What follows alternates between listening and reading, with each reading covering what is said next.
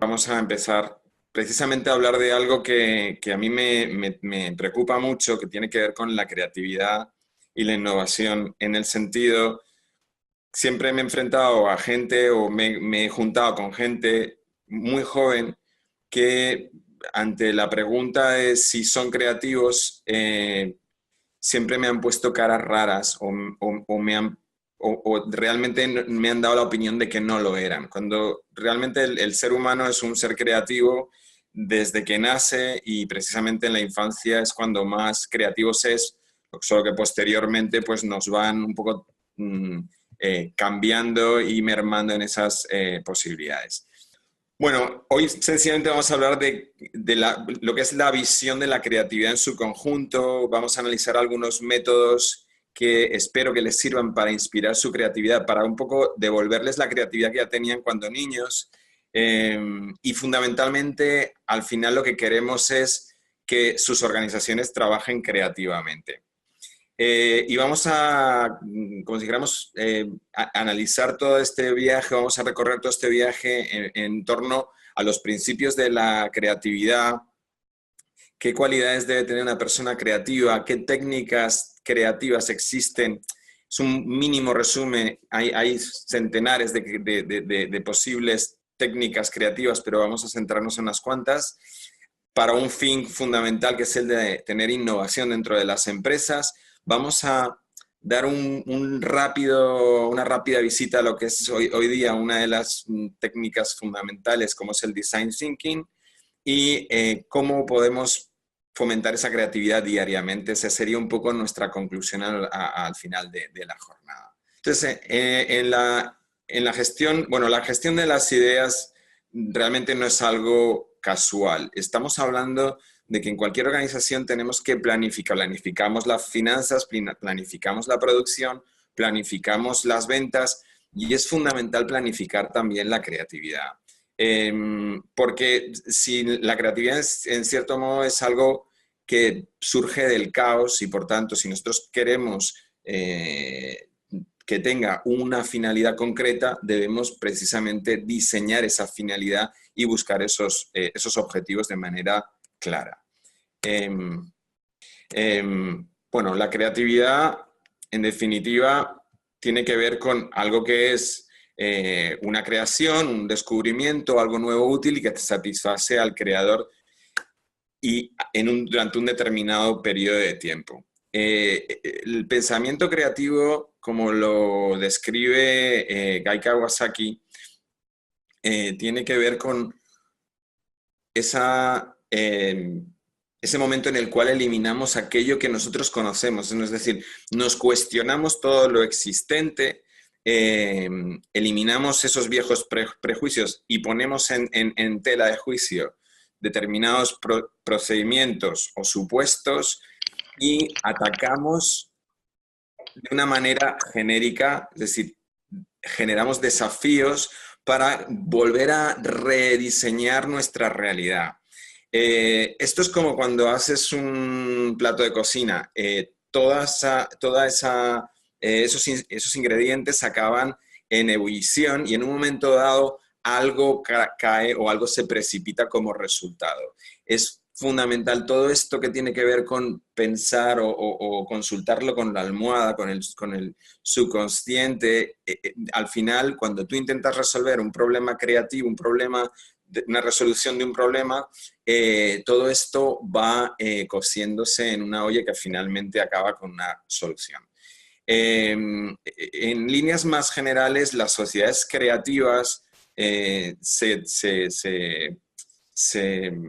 como si dijéramos, están fundamentalmente basadas en varios pilares. Culturalmente hablando, tienen que ser sociedades que realmente valoren la creatividad, que estemos en un hábitat que fomenta esa creatividad y que los recursos estén al alcance de cada uno de nosotros.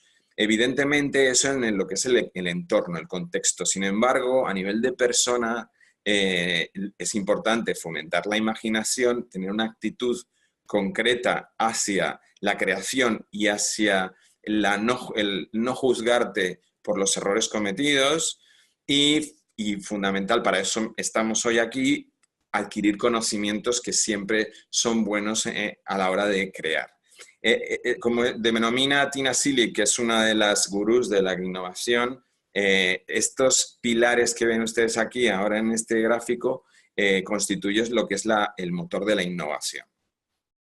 Sí es bien que en las organizaciones, cuando hablamos de organizaciones, las organizaciones más creativas en las que podamos pensar, la visión y la misión de estas organizaciones, ustedes que trabajan ahí, van más allá de los propietarios o de los managers puntuales. Estamos precisamente hablando de organizaciones donde el aprendizaje es continuo, donde no se nos juzga por buscar soluciones paralelas, donde se recompensa en la búsqueda de esas soluciones, incluso cometer determinados errores, y donde al final todo está interconectado para alcanzar esos resultados de negocio que buscamos.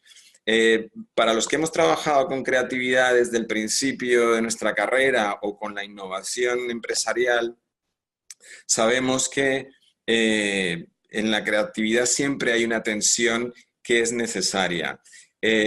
Todos aquellos que buscamos una solución, y esto es humano, al final vas demorando, vas ingresando inputs para producir esa particular solución, pero hasta el último momento casi parece que no se alcanza. Entonces, realmente es esa tensión, esa excitación, ese óptimo de ansiedad el que te da la mejor de las creatividades.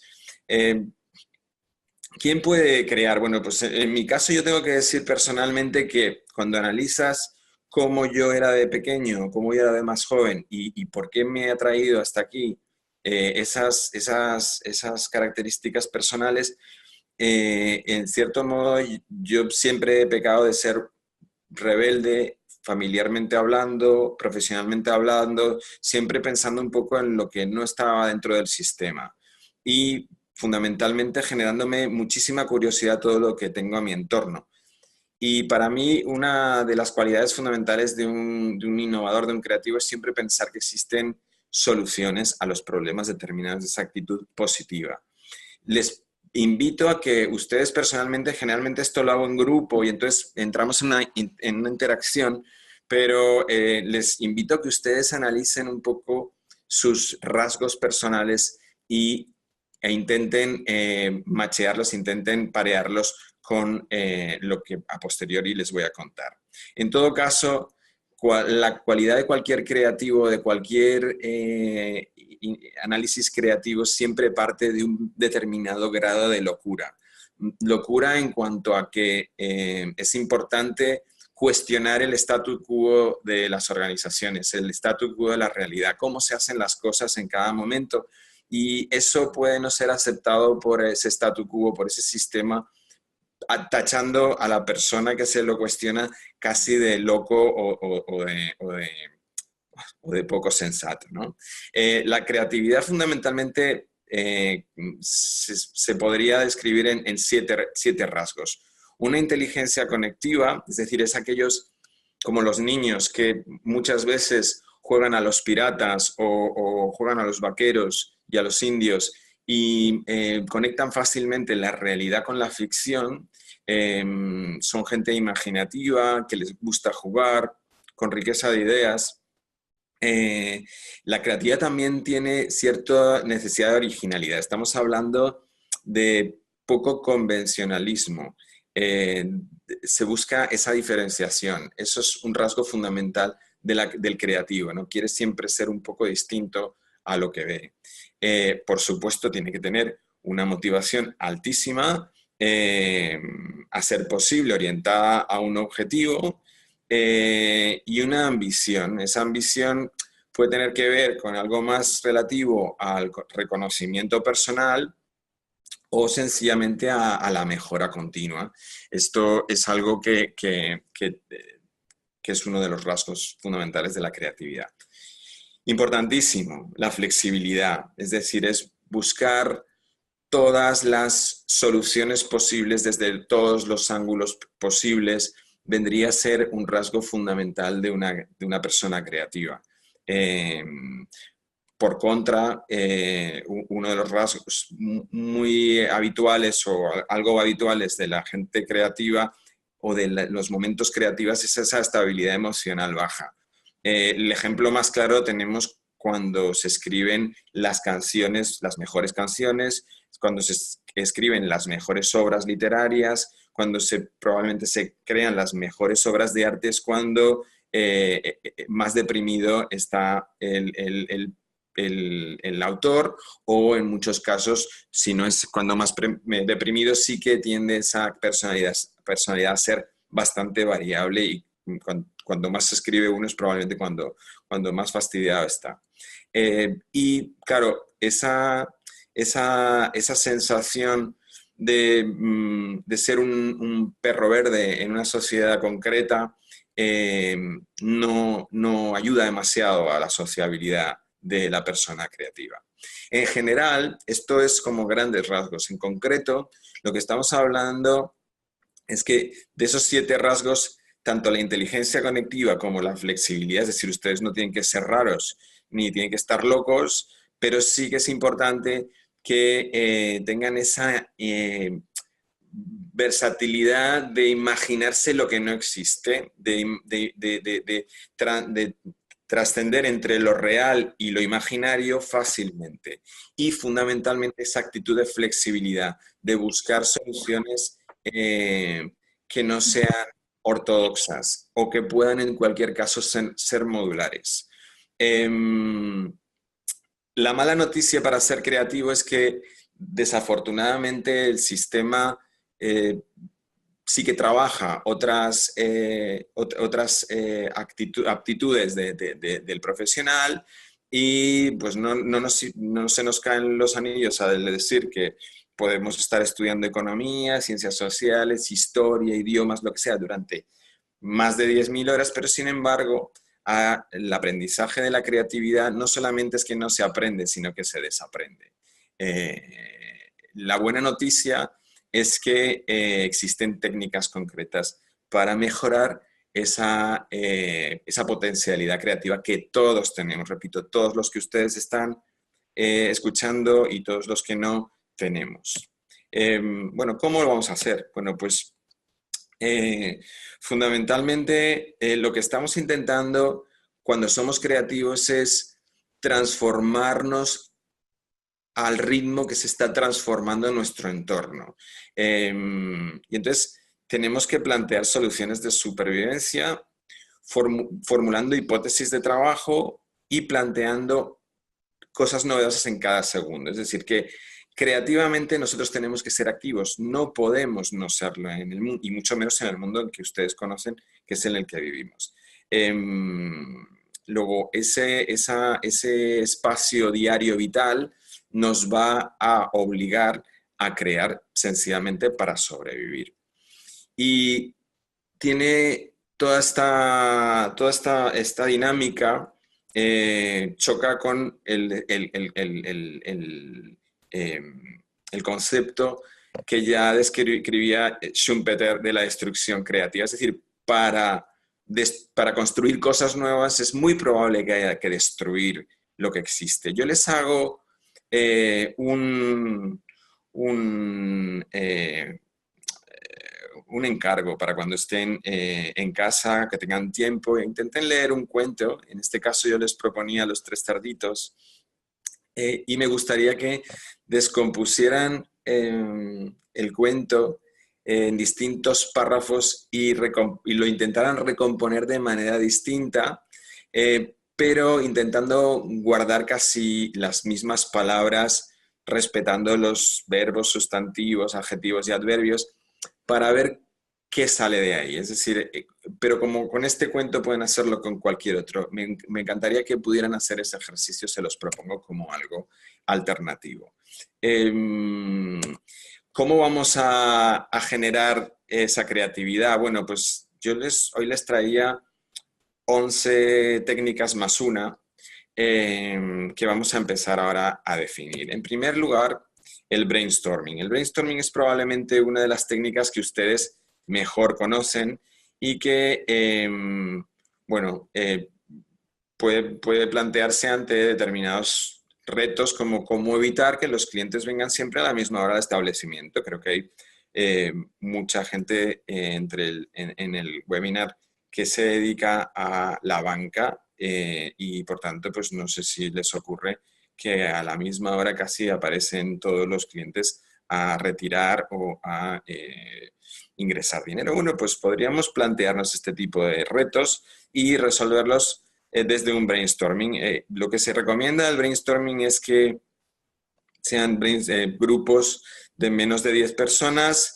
que no tengan relación jerárquica directa, es decir, que no sean jefes, sino que sean transversales. Es importantísimo que las ideas en una primera fase, cuanto más locas, mejor. Estamos hablando de estirar la goma de la creatividad al máximo para que luego esa goma ceda y algo quede. Entonces, es importante que las ideas al principio sean súper locas. Por supuesto, está prohibido prohibir, está prohibido criticar o hacer juicio en este momento del brainstorming. Es importante mantener un orden y una organización. Y hay que capturar el mayor número de ideas posibles. Todo esto, importantísimo, que, bueno, pues que lo recojan y que lo escriban para que se guarde el orden, para que se guarden todas las ideas que haya podido suceder. La duración de un brainstorming de una sesión está en torno al óptimo entre 20 y 25 minutos. Descansamos 5 minutos y podemos seguir con otra sesión de lo mismo, pero es conveniente no extenderlas demasiado. ¿Okay? Posteriormente sumarizaremos y categorizaremos las ideas por naturaleza, es decir, pues cualquier tipo de idea loca intentaremos agruparlas por naturaleza o por categoría y a partir de ahí lo que haremos será evaluar aquellas ideas que sean más factibles. Es importante, a partir de aquí ya entonces sí que entramos a la valoración de las ideas para obtener aquellas que sean más efectivas. Como una variante del brainstorming tenemos el brainwriting. Viene a ser algo así como más privado. Es como un brainstorming, pero en vez de estar en un gran grupo, intentamos hacerlo con nuestro papel, con nuestro challenge, nuestro reto, y intentaremos generar ideas, como decíamos, locas, para posteriormente pasar ese papel a nuestro compañero o al azar para que haya una segunda, una tercera opinión. Lo importante del método de brainwriting es un análisis crítico de las ideas previas, es un método escrito, construimos sobre las ideas anteriores de los demás y esas anotaciones, tanto la primera como la segunda como la tercera, son detonadores creativos y es importante saber que la verdad es que es una técnica muy efectiva, no sé si alguno de ustedes la han utilizado, pero les recomiendo, es muy buena.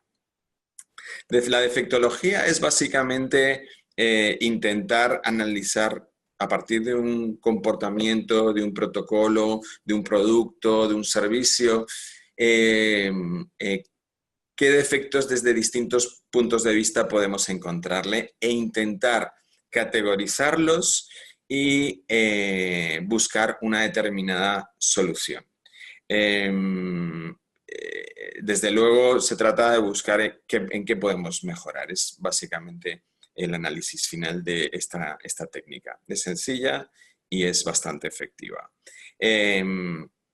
Ok, esto es la técnica de la visita.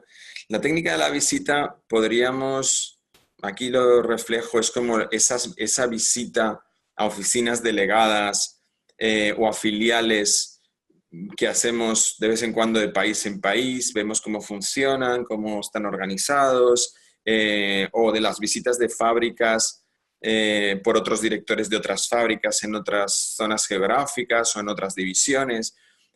Cuando al final se elabora ese análisis, ese report sobre las cosas observadas, lo importante es tener ese feedback y entenderlo de una manera positiva. Es decir, nosotros en nuestro mundo, en nuestro día a día, estamos continuamente ante una realidad y somos incapaces de ver el resto, y alguien que venga de fuera es interesante que lo vea desde fuera de la caja, desde fuera del bosque, y sea capaz de ver en qué cosas podemos mejorar o qué ideas podemos aplicar a nuestro negocio. La variante de esto sería lo que llamamos la consultoría especializada, que es alguien que controla mucho de ese particular producto, ese particular servicio, y es capaz de dar una visión externa de algo que está analizando o algo sobre lo que se quiere innovar. Ok, el Fishbowl Diagram es un diagrama que también llamamos diagrama Ishikawa, que tiene, bueno, viene del doctor Ishikawa, un ingeniero de reorganización de empresas, que es básicamente cómo nosotros analizamos un determinado problema y los subdividimos en causas y subcausas, tanto por distintas áreas de actuación como por distintas componentes del propio objeto a innovar. Se ve muy claramente en el diagrama. Entonces empezamos desde el problema, lo situamos a mano derecha y a partir de ahí, en grados de 45, subdividimos como ramas en las que vamos analizando cada una de las causas posibles al problema. Y de cada causa intentamos detallar cuáles serían las posibles subcausas. Analizando hasta grado 3, grado 4 cada una de las causas, podemos ser capaces de detectar los problemas o los subproblemas finales y determinar una solución concreta o implementar una innovación posible. En este caso, podríamos abordar infinidad de temas. Podríamos abordar la distribución de los alimentos en los determinados países, el problema de la vivienda, el problema de la seguridad ciudadana, los vestidos, es decir, desde problemas muy básicos hasta problemas más técnicos o de ingeniería superior. La técnica 6 la llamamos de squeeze and stretch, de estirar y exprimir. Diríamos que nuestras herramientas son dos: la pregunta del por qué, y que la denominamos squeeze, o la de estirar sería el por qué, y la de stretch, perdona, la de exprimir sería el por qué de las cosas, y la de stretch sería la pregunta qué, es decir, ¿cómo podemos disminuir el consumo de productos de moda? La pregunta sería, ¿por qué tenemos que disminuir los productos de moda? Pues porque generan muchísimos desechos, muchísima contaminación. ¿Y qué tipo de contaminación generan? Pues generan contaminación en las aguas, en los vertidos, en la química que echan a los ríos. ¿Y por qué se echa la química a los ríos? Pues porque las aguas no se depuran. ¿Y qué se puede hacer para depurar las aguas? Pues se pueden montar depuradoras. ¿Y por qué se tienen que montar depuradoras si no se pueden? Es decir, toda esa línea de por qué y el qué nos llevan hacia una serie de derivadas múltiples que en última instancia van a ayudarnos a resolver los problemas. Lo mismo ocurre con la técnica 7, que es la técnica que yo he llamado del niño, porque al final es el por qué, que es maravilloso volver a nuestros orígenes, ¿no? Eso de que, niño, no preguntes tanto. Al final es un poco esa reacción del adulto de por qué tienes que preguntarme todo el rato el por qué. Porque, bueno, pues esa actitud que se va perdiendo a medida que nos hacemos adultos, es maravilloso para innovar o para crear. Deberíamos seguir interrogando ese por qué, hasta ese mínimo grado de detalle. Ven algunos ejemplos de cómo funciona esta técnica, en concreto estos, por qué hay una baja tasa de membresía en un determinado club social o en un determinado club deportivo, porque las tasas son muy altas y por qué son muy altas, porque los costes son muy altos, porque tenemos gyms que nos hacen la competencia, porque, bueno, en fin, todo este tipo de preguntas de por qué nos llevarán a unas posibles soluciones creativas y de innovación. Esta técnica yo les invito a que la utilicen de las primeras técnicas que deberían utilizar porque son muy inspiradoras.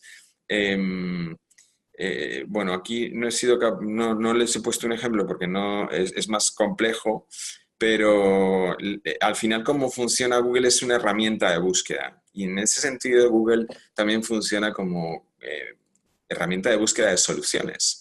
Entonces, realmente es una herramienta de amplificación del pensamiento. Yo le he llamado de búsqueda errática organizada.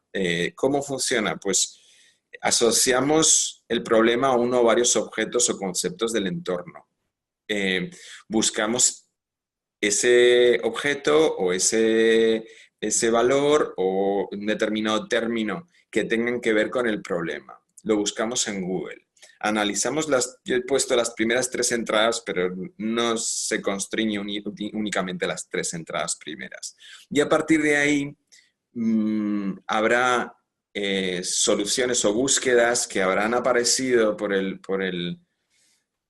buscador que nos inspirarán o que nos harán pensar en algo más allá de lo que hemos buscado. Las registraremos y empezaremos a buscar a partir de esos términos nuevos obtenidos en una nueva búsqueda interactivamente en Google. Al final se trata de construir una matriz que sea capaz de relacionar los resultados, los 3 primeros resultados obtenidos en cada búsqueda con los 3 siguientes de cada uno de esos términos.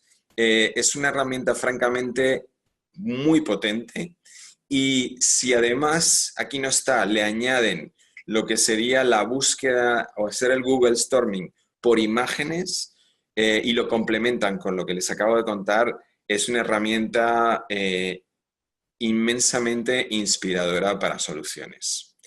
El mind mapping, probablemente muchos de ustedes lo conozcan. El mind mapping es una manera de pensar que tiene un look neuronal. El pensamiento tradicional trabaja en filas y en columnas y el mind mapping trabajamos desde el centro hacia los extrarradios. Es muy útil para la gestión de proyectos y es también muy inspiradora. Yo la utilizo muchísimo en la creación, por ejemplo, de nuevas empresas. Es algo que en una hora no podemos abordar, pero les recomiendo investigar y profundizar más en el mind mapping. Scamper es también otra técnica muy potente. Básicamente es la regla mnemotécnica de Scamper, es todo aquello que observemos y que sea susceptible de mejora de innovación, es qué podemos sustituir, qué podemos combinar, qué podemos adaptar, qué podemos magnificar o modificar, qué podemos proponer como otros usos, qué podemos eliminar o minimizar de lo que existe en el producto o servicio concreto, cómo podemos reorganizar o revertir lo que existe en este momento. Scamper es muy potente. Les recomiendo francamente que lo utilicen en sus procesos de pensamiento y de innovación. Y finalmente, Flor de Loto, que viene a ser como si dijéramos pues un sistema muy simple, pero que visualmente vendría a ser algo un poco más complejo.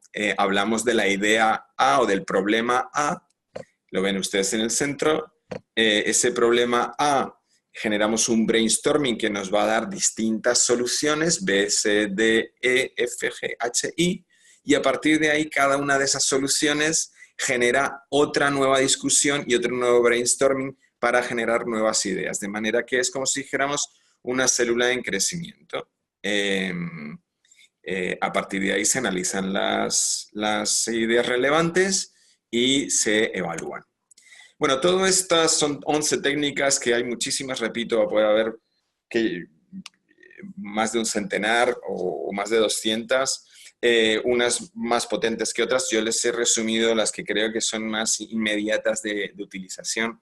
¿Y todo esto para qué? Bueno, pues para qué básicamente es para innovar ¿y qué es innovar? Pues introducir o producir algo novedoso, un producto, una experiencia, un proceso, un modelo de negocio o una combinación de los anteriores. Fundamental, que la innovación sea matricial, es decir, que no solamente nos centremos en una variable de innovación, sino que seamos capaces de generar un sistema de varias variables que conjuntamente son innovadoras. La innovación crea nuevo valor, redefine mercados o reglas de juego y protege nuestra posición de mercado.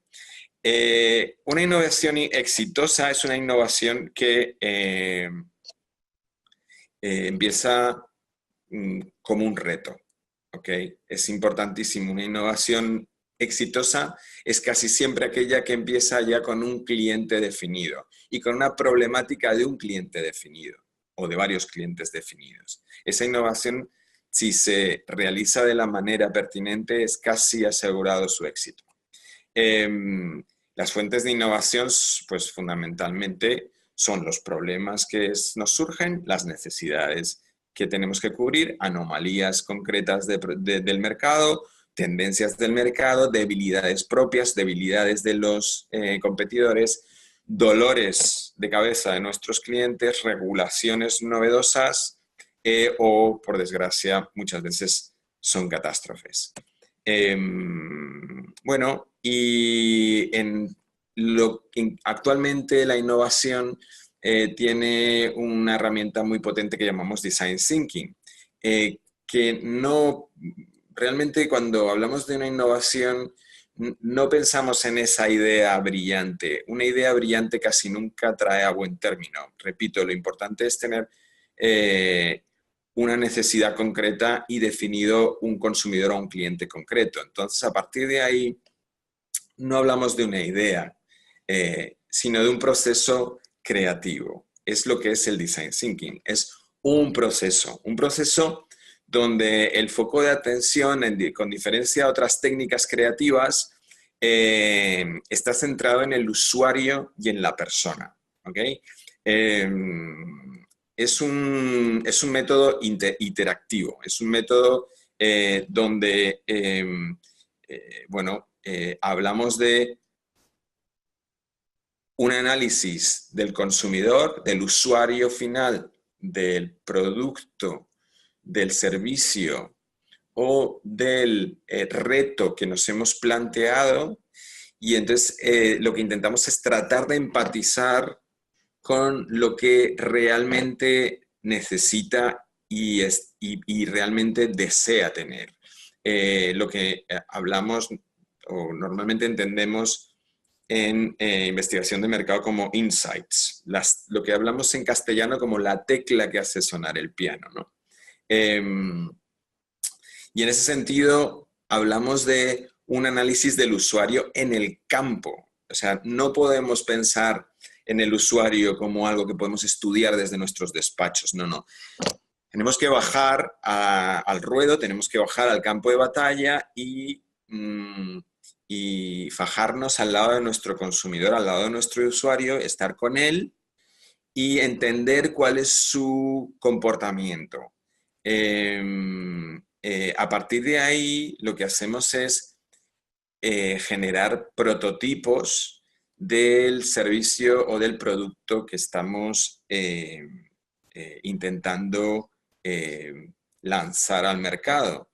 Y son prototipos que tienen que ser muy ligeros, tienen que ser prototipos básicos, prototipos en los que no estemos continuamente intentando hacer el mejor prototipo, hacer el más avanzado prototipo, el prototipo perfecto. El prototipo perfecto es aquel que lo lanzamos, tenemos feedback de nuestro usuario en el campo real y rápidamente volvemos e implementamos esa mejora o esa observación nueva en ese prototipo.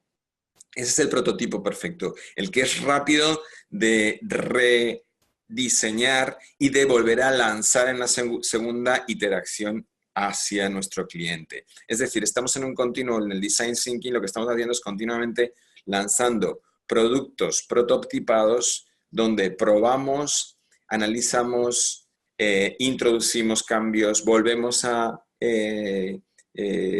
introducir en el mercado, volvemos a testar con nuestro cliente y volvemos a reanalizar. En concreto, siguiendo un proceso de ensayo-error continuo para obtener el mejor de los productos. En este caso, tenemos aquí un poco lo que sería la secuencia, elegimos un reto o un challenge, algo que sea medible, alcanzable en el tiempo. Eso sería como si dijéramos nuestro problema, nuestro objetivo a mejorar o a alcanzar. Definimos quiénes son nuestros usuarios, entramos en una dinámica de empatía con ellos en el campo de batalla, obtenemos primeros insights o primeras claves de lo que realmente necesitan, redefinimos esos perfiles desde la hipótesis y volvemos un poco a sintetizar. Cuando sintetizamos toda esa información en una primera fase donde realmente tenemos claro quién es nuestro usuario y cómo se comporta, entonces empezamos a buscar ideas que vayan a esas necesidades. Prototipamos, testamos, tenemos feedback y volvemos a lanzar para testar de nuevo. Challenges o retos que son medibles, concretos, pueden ser algunos, como ejemplo, cómo mejorar la comodidad de las prestaciones de las viviendas para la gente adulta, la gente mayor, la tercera edad en los próximos 5 años, cómo incrementar la esperanza y calidad de vida de un paciente crónico, cómo duplicar el número de jóvenes emprendedores en mi país en 10 años. Todos esos son retos que, como les decía, forman parte del step one, del paso número 1, elegir un reto medible, alcanzable y en un tiempo determinado.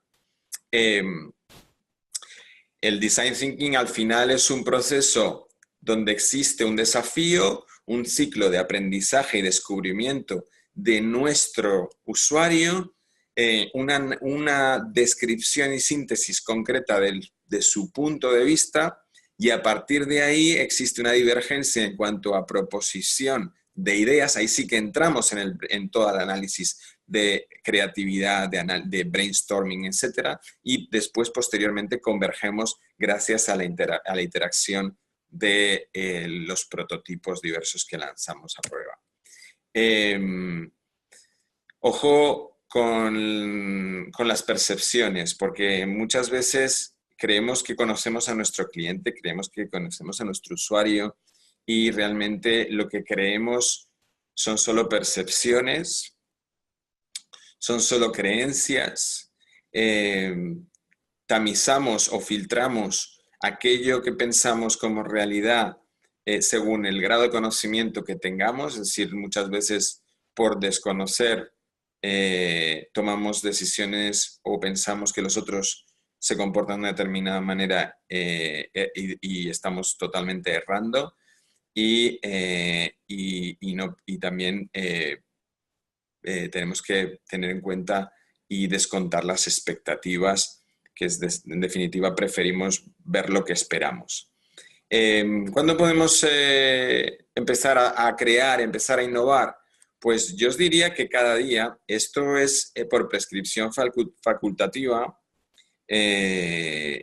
Yo les invito también a que creen en una pequeña libreta eh, la llamamos un idearium, ¿ok? Esto es, me levanto por la mañana y no tengo que hacerlo todos los días si me canso, pero les prescribo a ser posible que lo hagan durante 40 días seguidos, dicen que se crea el hábito. Pues si durante 40 días seguidos son capaces de despertarse cada mañana e intentar buscar en cada resquicio, en cada momento, desde que nos despertamos, cosas que podríamos hacer de manera distinta, de manera diferente, que pudieran mejorar nuestra vida o que pudiéramos nosotros desear que fueran así, en cada pequeño detalle.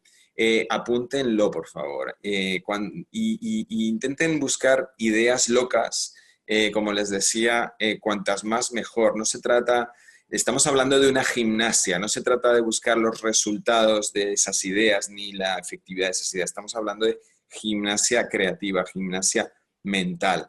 Algunos ejercicios adicionales son, como les decía, el idearium, el reencuadrar las situaciones.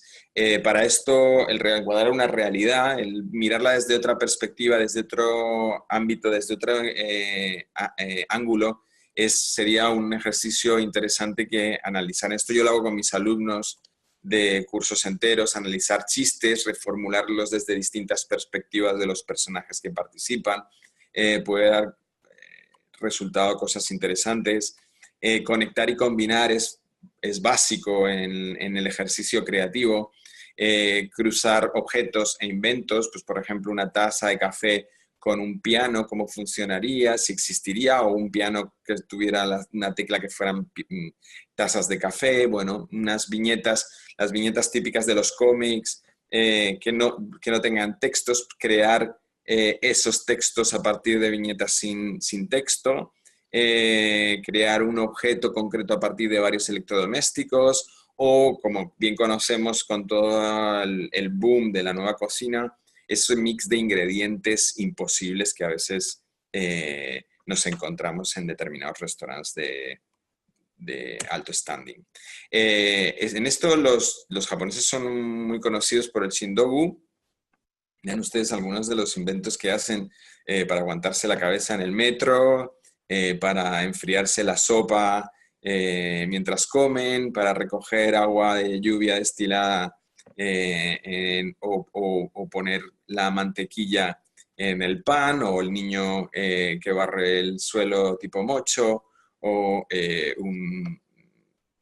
para la gente que vive en sitios lluviosos y va a la oficina, pues una corbata paraguas.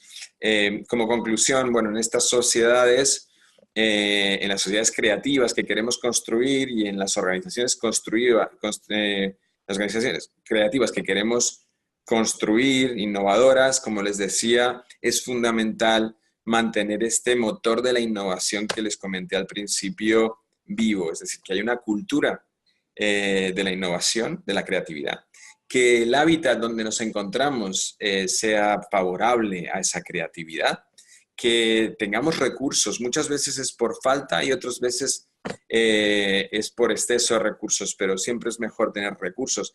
Y fundamentalmente un recurso es extraordinario, tener tiempo, dar a las organizaciones tiempo para la creatividad. Y personalmente tener esa actitud positiva, esa actitud de no tener miedo al error, ser imaginativo y por supuesto, cultivarse en el conocimiento. Repito, fomentar la equivocación es un buen activo en las organizaciones, aprender de esa equivocación y encontrar tiempo para crear es el recurso más valioso. Bueno, esto ha sido un recorrido en sprint hacia la creatividad y hacia la innovación.